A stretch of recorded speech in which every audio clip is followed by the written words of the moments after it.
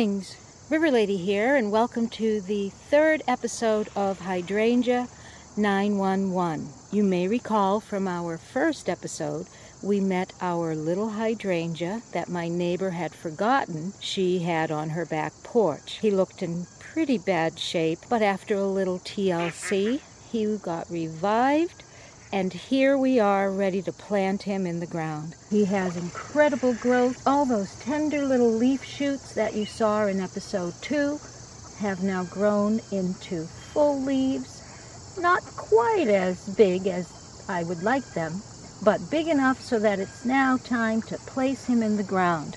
We need to get a good root system going for him before the cold weather arrives. I've dug a hole for our hydrangea, and I've loosened the soil on the bottom of the hole, and now I'm going to add a couple of scoops of compost. I use mushroom compost that I get at my local garden center. You can use any packaged compost. If you are using fresh compost from your composter, just want to make sure that it's ready to be added to the soil. If it's too raw, it can burn the roots and basically kill the plant if it's really raw. So you want to make sure that your compost is ready to use. Mine is not. It won't be ready until next year, so that's why I'm using packaged. So I've mixed it in with the loose soil, spread it out to the sides.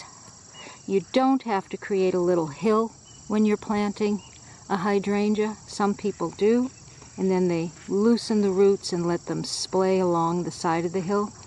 That's not necessary. You just want to make sure that the hole that you've created and the amendments you've added allow for proper drainage. So let's test this hole before I add the hydrangea to make sure that it's draining quick enough. So now I'm going to pour in a gallon of water and watch how the water filters out.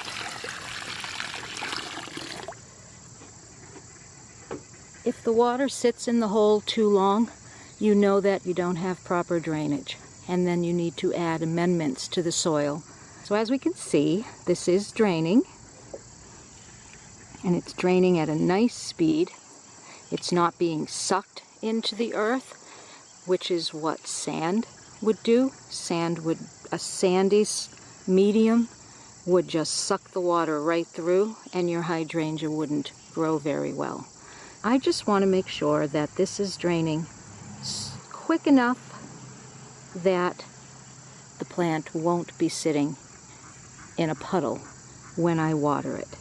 And now I'm going to actually place the plant in this last little bit of water, and that way the roots of the plant will get some water, and then I'll add my soil. And now we're going to add him to our hole.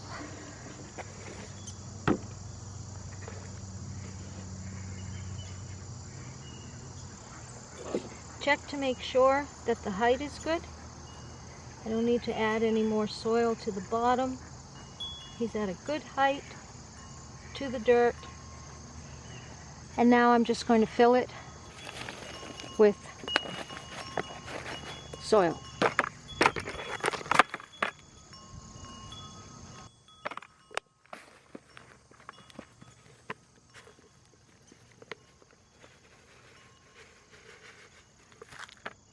I always add 2 or 3 more scoops of compost at the top, and then I just work it in to the soil that I've just added. Just a little added benefit to help give him some nourishment so he'll grow big and strong. I'm not going to feed him again. You don't want to feed a plant you've just planted until you see new growth, because plant food, just like raw compost, can burn the roots. All right, here he goes. He's in.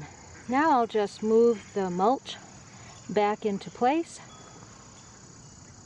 and I'll give him one last watering.